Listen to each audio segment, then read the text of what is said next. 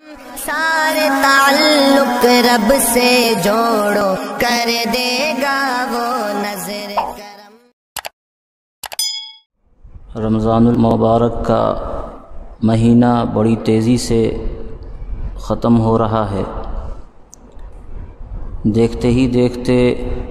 2 عشرہ بیت گیا، اور ہم خوش نصیب ہیں وہ لوگ جو ان عشروں کے اندر اپنے وقت کو انہوں نے غنیمت جانا اور غنیمت جان کر اللہ رب العزت کی اطاعت میں اپنا وقت صرف کیا ہے۔ ابھی آخری عشرہ بچا ہوا ہے، شب قدر کی جو راتیں ہیں، ہمیں اپنے وقت کو غنیمت جاننا چاہیے اور بچے ہوئے لمحات کی پوری قدر کرنی چاہیے۔ یہ یاد رکھیے کہ جناب رسول اللہ صلی اللہ علیہ وسلم کی فرمودات میں ایسے لوگوں کے لیے بد دعا دی گئی ہے کہ رمضان کا مہینہ آوے اور ان کی مغفرت نہیں ہو سکے۔ حضور علیہ السلام نے ممبر پر چڑھتے ہوئے جب پہلے سیڑھی پر قدم رکھا تو آپ نے فرمایا آمین، دوسری سیڑھی پر قدم رکھا تو آپ نے پھر فرمایا آمین،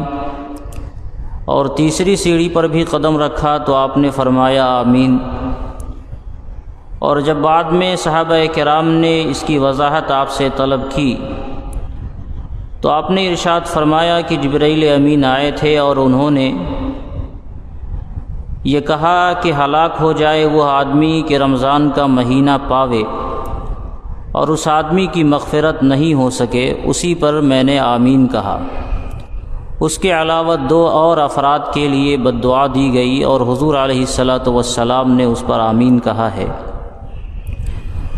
تو اب یہ سوچئے کتنا نازک لمحہ ہے کہ رمضان کا مہینہ آتا ہے اور رمضان کے مہینے میں بھی آدمی اتنا غافل ہو، جہاں اللہ رب العزت کی رحمتیں لٹائی جاتی ہیں اور اللہ تبارک و تعالیٰ کی طرف سے بندوں کی بے پناہ مغفرت کا سامان کیا جاتا ہے، انسانوں کے اعمال کا اجر بڑھا دیا گیا، شیاطین کو قید کر دیا گیا، اللہ تعالیٰ کی طرف سے رحمت کے باضابطہ بارش مستقل ہو رہی ہے، جنت کے دروازے کھول دیے گئے، جہنم کے دروازے بند کر دیے گئے۔ اب اس سب کے بعد بھی اگر کوئی آدمی اتنا غافل ہو کہ اس کی مغفرت نہیں ہو سکے تو یہ اپنے آپ میں واقعی بڑا عجیب لمحہ ہے، اور اس آدمی کی ہلاکت اور اس کی بدبختی کے لیے کوئی اور چیز باقی نہیں رہ جاتی ہے۔ اس لیے اگر ہم نے رمضان کے ان بیتے لمحات کی قدر کی ہے اور ان لمحات کے اندر ہم نے اللہ رب العزت کو رو دھو کر منا لیا ہے، اللہ رب العزت کے سامنے ہم نے استغفار کیا ہے، تب تو